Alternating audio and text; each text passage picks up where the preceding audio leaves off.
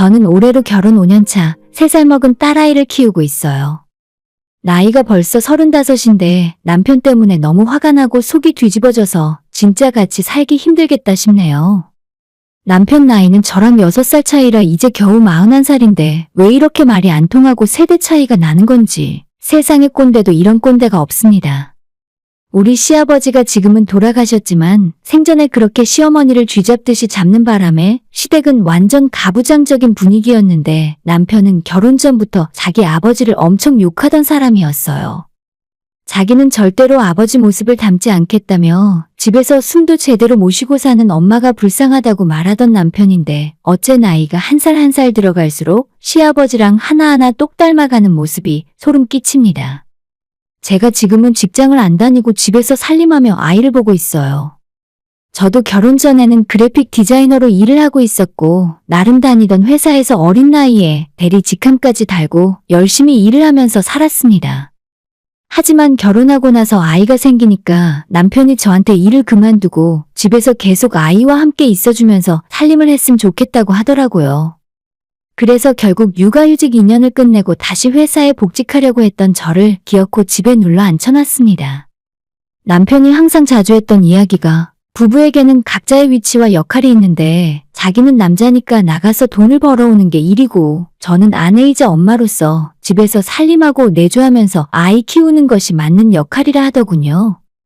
요즘 세상에 남자 역할, 여자 역할 그런 게 어디 있냐고 말도 안 되는 소리 하지 말라고 해도 다른 사람들 모두 속으로는 그렇게 생각하지만 겉으로 드러내지 못하고 사는 거라며 육아휴직 기간 내내 제게 했던 말이 회사로 복직하지 말고 자기가 돈 다 벌어올 테니 저보고 집에서 편하게 살림만 하란 소리를 하던 사람입니다.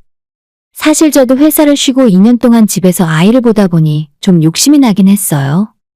어린이집 보내놓고 회사에 출근하면 눈에 애가 밟혀서 일이 제대로 손에 안 잡힐 것 같았고 어릴 때 엄마가 하루 종일 옆에 있어주는 것이 아이에게도 좋은 일이라고 생각했습니다.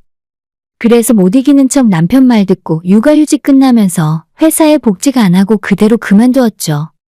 집에서 완전 놀지는 않았고 제가 그림을 좀 그릴 줄 알고 원래 하던 일이 있기 때문에 집에서도 할 수 있는 디자인 일감을 하나씩 따와서 부업처럼 하기 시작했어요. 아침 9시 반에 아파트 내부에 있는 어린이집에 아이를 보내놓고 혼자 3시까지 집에서 일을 하면서 보냈습니다. 물론 프리랜서 형식이라 고정적인 일도 아니었고 일감이 많은 날도 없는 날도 있었기 때문에 회사를 다니던 시절보다 벌이는 절반 이하로 줄었지만 누구의 눈치를 볼 필요 없이 제가 하고 싶은 일만 할 수 있어서 나름 만족했습니다. 남편이 집에서 쉬라고 하면 그냥 편하게 쉬고 육아나 하면 될 텐데 왜 굳이 부업을 할 수밖에 없었냐면 저희 남편이 정말 검소합니다. 아주 좋게 표현해서 검소한 거고 정말 세상에 이런 왕소금 짠돌이인 줄 알았다면 정말 이 남자랑 결혼 안 했어요. 언제는 저보고 나가서 돈 벌지 말고 집에서 살림하라고 하더니 점점 제가 쓰는 생활비 간섭이 심해졌고 이제는 사사건건 어디에 얼마를 썼는지 꼬투리 잡고 아껴 쓰라고 난리입니다. 시댁 형편이 그리 잘 살지 못하는데 남편은 어릴 때부터 집이 가난한 것이 콤플렉스 중에 하나였어요. 결혼할 때도 당연히 시부모님 도움을 받을 수 없었고 저희는 거의 맨손으로 시작해서 번듯한 집 얻고 아이 키우면서 남부럽지 않게 살 수 있었죠. 남편이 정말 많이 노력했고 가족을 위해 열심히 일을 하고 본인 스스로도 절약을 실천하며 살고 있다는 사실도 잘 알아요. 하지만 결혼 전에 연애할 때는 비싼 음식도 사주고 기념일에 선물도 종종 해주더니 아이 낳고 제가 살림하고 나서부터 저를 금전적으로 엄청 타박하기 시작했습니다. 남편은 한 달 용돈으로 신혼 초부터 지금까지 겨우 15만 원씩만 가져가고 있어요. 웬만한 남자라면 그 돈으로 절대 못 살 텐데 우리 남편은 담배도 안 피우고 술도 거의 안 마시니까 15만 원을 다 쓰지도 않고 따로 통장 만들어서 모으더라고요. 처음에 남편의 비상금 통장을 제게 걸렸을 때는 딴주머니 만든다고 화가 나기는커녕 이 남자도 의외의 면이 있구나. 그렇게 돈돈거리면서도 뭔가 자기 사고 싶은 게 있어서 따로 돈을 모으는구나 싶었죠. 하지만 나중에 알고 보니 그 작은 돈마저 50만 원, 100만 원이 모일 때마다 따로 적금 통장에 집어넣고 있더라고요. 정말 너무 검소하고 아무것도 하지 않는 바른 생활 남자라서 처음엔 나 결혼 진짜 잘했구나 싶었어요. 금방 집도 사고 부자가 될 거라고 생각했습니다. 그렇게 아끼고 살아서 정말로 집도 사고 지금은 은행 대출금도 많이 갚았어요. 통장에 돈이 좀 모이는 것 같고 저희가 이 집에 이사 온 이후로 집값도 많이 올랐습니다. 이젠 우리 두 사람 사이에 아이도 생겼는데 옛날만큼 아끼고 살지 않아도 사는데 전혀 지장이 없는 상황인데 오히려 남편의 돈에 대한 집착은 해가 갈수록 점점 더 심해져만 갔습니다. 제가 마트에 가서 장을 보고 오면 영수증도 확인하고 귀찮아서 잘 쓰지 않는 가계부까지 남편이 저 대신 다 쓰고 있어요. 처음에 저한테 가계부 쓰고 검사 받으라고 하길래 그렇게까지 하면서 살림하고 싶지 않다고 나는 돈 하나도 안 쓸 테니까 전부 남편 보고 알아서 하라 했습니다. 그랬더니 자기도 그건 너무했다 싶었는지 가계부까지는 안 써도 되니까 제가 뭔가 돈 쓸 일이 있으면 영수증만 확실하게 모아달라 하더라고요. 그리고 지금까지 남편이 자기가 알아서 가계부도 쓰고 저는 남편에게 잔소리 들으면서 살고 있죠. 저도 마냥 당하고 있었던 건 아니고 남편에게 대든 적도 있습니다. 내가 집에서 마냥 놀고 있는 것도 아니고 살림하고 아이 키우면서 부업으로 적게나마 생활비에 보탬이 되고 있지 않냐고 그럴 거면 왜 나보고 일을 그만두라고 했냐고 따져 물었죠. 제가 그렇게 화를 낼 때면 남편은 항상 세상불쌍한 표정을 지으면서 자기 친구들은 다들 집안이 잘 살거나 좋은 대학 나와서 연봉 많이 받는 좋은 회사 다니고 있기 때문에 본인이 가장 뒤처진 기분이 들어서 그렇다고 하네요. 빨리 더 좋은 집 사서 부자 동네로 이사 가는 것만이 우리 아이에게 부모로서 면목이 설 것 같다는데 남들은 어떻게 살던 말던 우리는 우리대로 행복하게 살면 그만이잖아요. 이젠 작게나마 우리 명의로 된 집도 있고 대출금도 거의 다 갚았는데 앞으로 적당히 돈 모으면서 즐겁게 살아도 나름 행복하지 않을까요? 너무 돈에 집착하는 남편의 모습이 이해가 안 갔지만 한편으로는 가장으로서 저와 아이를 위해 조바심을 내고 있는 것 같아서 저도 남편의 말대로 최대한 아껴서 생활했습니다. 남편은 평범한 편이지만 이상하게도 남편 주변엔 잘 나가는 사람도 많고 잘 풀린 사람도 많이 있었어요. 남편의 절친이라 부를 수 있을 정도로 가깝게 지내는 3명의 친구들이 있는데 하나같이 부모가 부자거나 스스로 사업을 하며 성공한 사람들이었어요. 가끔 남편 친구들끼리 모이면 평범한 월급쟁이인 우리 남편만 국산차를 타고 다니고 나머지 3명의 친구들은 전부 억대의 외제차를 타고 오는 바람에 그런 것도 남편의 큰 자격지심 중에 하나였을 거예요. 하지만 금수저나 사업으로 성공한 사람과 일반 회사원을 어떻게 비교하겠습니까? 저희가 이 와중에 외제차를 사고 비싸고 넓은 집으로 이사갈 수도 없잖아요. 우리 부부가 신혼 때 살던 집은 지금처럼 아파트도 아니었고 방 2개에 주방 겸 거실 하나 있는 작은 빌라였는데 나름 결혼했다고 친구들을 초대해서 집들이를 한 적이 있었습니다. 그때 남편 친구들이 좁고 낡은 우리 집을 보면서 묘하게 안타까워했던 것도 남편은 항상 마음에 걸려 했어요. 전부 자격지심이자 우리의 열등감이지만 사실 남자들은 그런 것 하나하나 중요하잖아요. 우리 두 사람이야 양가 부모님에게 손 안 벌리고 최대한 우리 힘으로 해보자고 그런 선택을 한 거지만 그때도 남편 친구들은 전부 좋은 집에 살고 좋은 차를 끌고 다니던 때였거든요. 저도 좀 기분이 좋지 않았는데 남편은 자기 친구들 앞에서 얼마나 기가 죽었겠어요. 하지만 여기까지는 어떻게든 제가 남편을 이해하려고 억지로 노력하고 좋게 이야기해본 것뿐이고 현실은 정말 비참할 정도로 냉혹했어요. 안 그래도 저희 부부의 경제권이 남편에게 많이 있었는데 제가 회사를 그만두고 집에서 전업주부를 하게 되면서부터 전적으로 돈 관리를 남편이 하고 있고 저는 생활비 카드를 받아서 쓰는 중이었습니다. 신혼 때도 아끼고 살긴 했지만 그래도 그땐 가끔 한 번씩 외식도 하고 꽃다발 같은 선물을 받은 적도 있었는데 아이가 태어나고부터는 정말 너무하다 싶을 정도로 남편은 돈에만 집착했어요. 부부가 외식다운 외식을 해본 적도 없고 지금까지 쉬는 날에 아이랑 어디 놀러 간 적도 없습니다. 제가 먼저 남편에게 오늘은 맛있는 거 먹고 싶고 분위기 있는 곳 가고 싶다고 이야기해도 남편은 돈 걱정을 하면서 거절했어요. 여보, 집에서 살림하기 싫어서 그러는 거 아냐? 난 당신이 해준 밥이 제일 맛있더라. 괜히 나가서 쓸데없이 돈 쓰지 말고 집에서 집밥 먹어. 라고 말하면서 결국 외식 한번 제대로 해본 적이 없었죠. 남편이 어떤 말을 하건 결국 돈을 아끼기 위해서 하는 말이라고 생각이 드니까 저런 말 하나하나 신경이 거슬리고 화가 났습니다. 정말 어느 날은 한 대 때려주고 싶을 정도로 짜증났지만 그래도 남편이 무슨 생각으로 아끼는지 이해할 수 있어서 지금까지 참아왔어요. 그러다 작년 여름에 남편과 크게 싸우게 된 적이 있는데 7월이었고 초여름이라고 하기엔 너무나도 더운 날이었어요. 주말이라 저는 남편에게 아이를 맡겨둔 채 청소하고 빨래하고 집안일을 하고 있었죠. 남편은 신혼 초부터 지금까지 집안일은 거의 하지 않았어요. 저도 제가 집에서 아이 보고 살림하는 입장에서 남편에게 집안일까지 바라지는 않았습니다. 회사 생활을 적지 않게 해봤기 때문에 나가서 사람들이랑 부대끼며 돈 버는 것이 얼마나 힘든 일인지 저도 잘 알고 있어요. 그래서 주말에도 남편에게 집안일을 해달라고 잔소리를 거의 안 하는 편인데 아무튼 그날 저는 남편에게 아이를 좀 봐달라 하고 아침 먹은 설거지를 하고 난 뒤에 세탁기 돌리고 온 집안 대청소를 하기 시작했습니다. 그런데 그날따라 7월 초인데도 낮 기온이 30도가 훌쩍 넘고 정말 더웠어요. 우리가 살고 있는 아파트가 층수가 높지 않지만 정남향이고 채광이 너무 좋아서 햇살이 잘 들어오는 곳이에요. 겨울엔 따뜻해서 난방비가 얼마 안 나와서 좋은데 여름엔 쏟아지는 햇살 때문에 정말로 금방 더워집니다. 온 집안을 돌아다니며 청소기 돌리고 물걸레질을 했더니 금방 땀이 날 정도로 더워서 저는 못 버티고 에어컨을 틀었어요. 평소에 남편이 에어컨 트는 걸 싫어하기 때문에 여름이라도 웬만하면 꺼져 있습니다. 하지만 시간이 아무리 지나도 집이 시원해지지 않아서 다시 확인해보니 꺼져 있더라고요. 이상하다 싶어서 남편에게 에어컨 당신이 끈 거냐고 물어보니 자기가 껐다고 당당하게 대답했어요. 나 청소하느라고 더워서 땀나는 거 안 보여? 최소한 청소 끝날 때까지만 틀어놓을게. 라고 말해놓고 다시 에어컨을 틀고 청소를 하고 있는데 남편의 표정은 불만이 가득해 보였어요. 왜 화가 났는지 사실 말을 안 해도 알고 있었습니다. 자기는 별로 덥지도 않은데 벌써 에어컨을 틀었다고 기분이 나빴겠죠? 그러거나 말거나 저는 당장 땀이 날 정도로 더웠기 때문에 남편이 뭐라 하던 신경 쓰지 않았어요.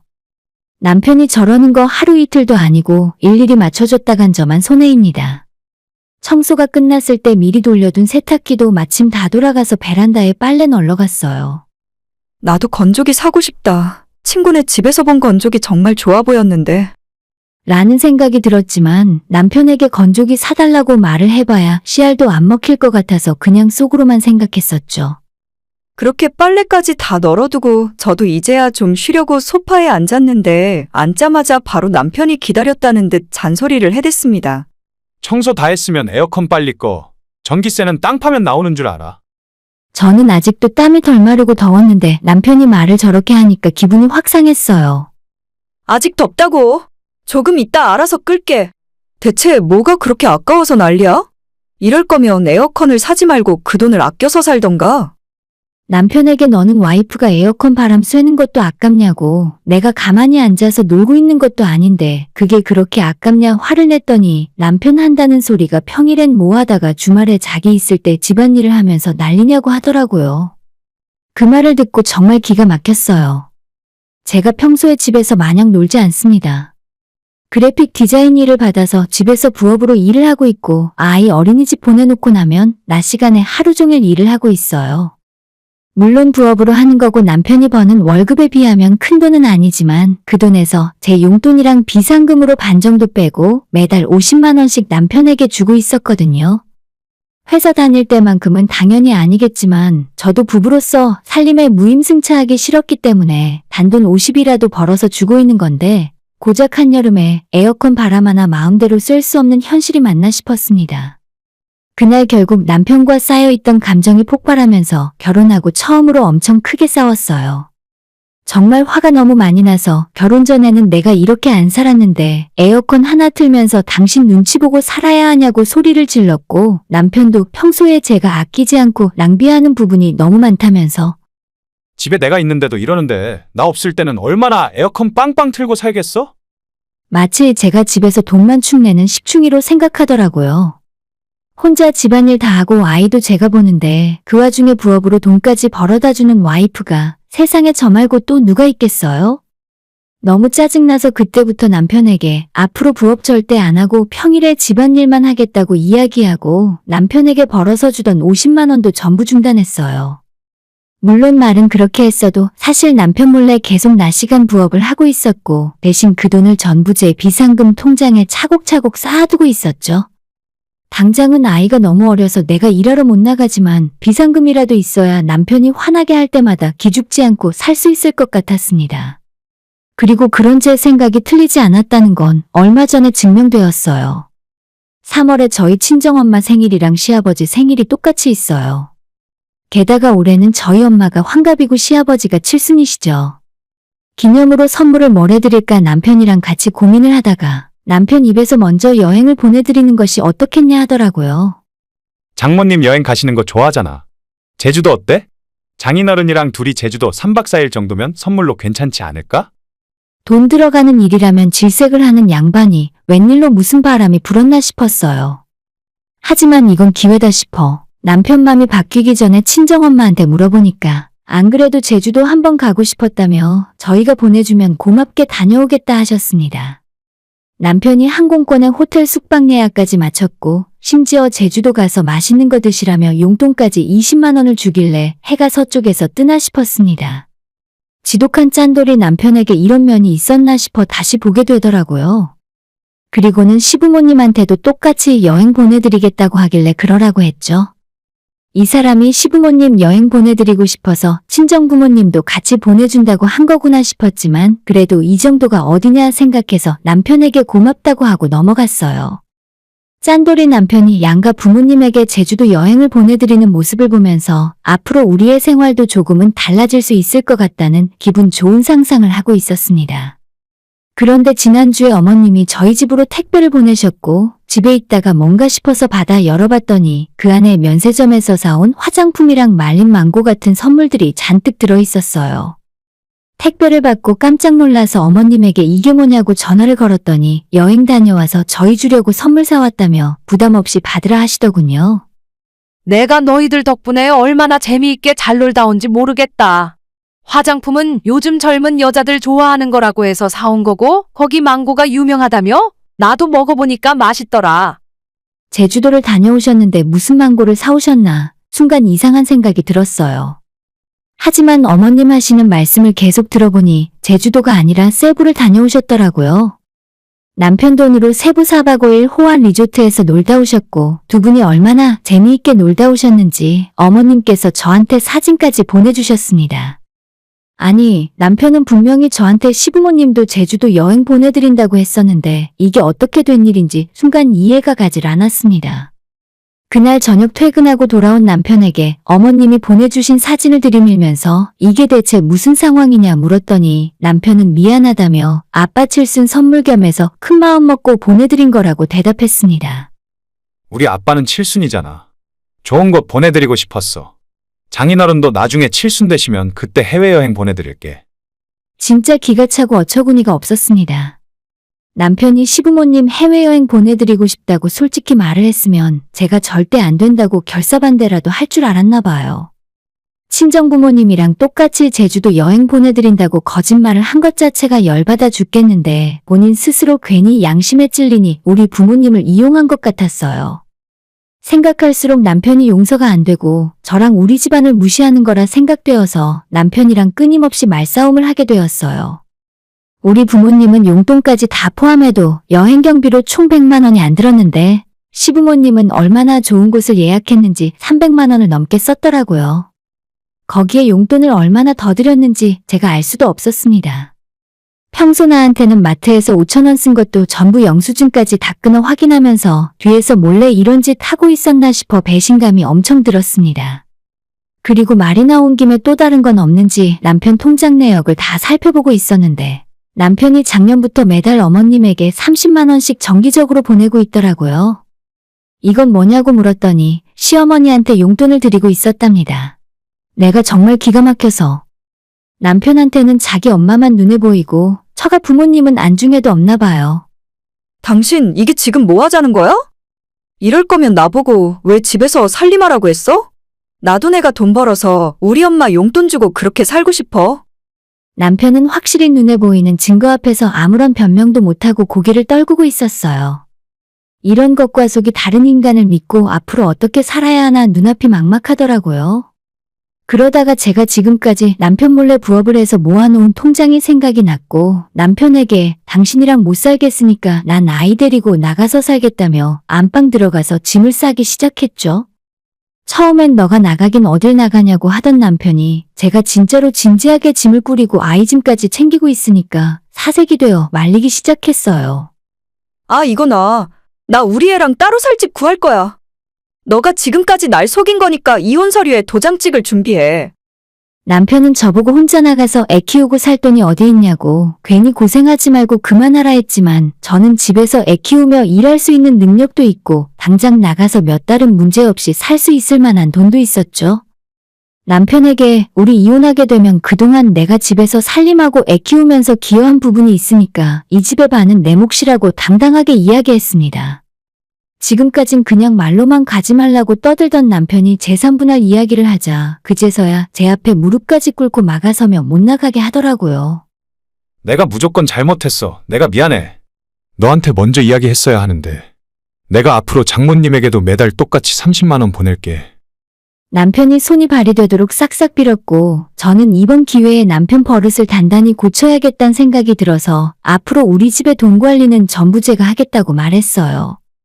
처음엔 그것만은 절대 안 된다고 하던 남편이었지만 제가 이혼하겠다고 강하게 이야기하자 결국 그날 저녁에 남편이 관리하던 모든 통장의 카드를 제게 주더라고요. 그리고 저도 당장 이번 달부터 다시 일 시작하고 역시 그 돈도 제가 전부 알아서 관리하겠다고 말했습니다.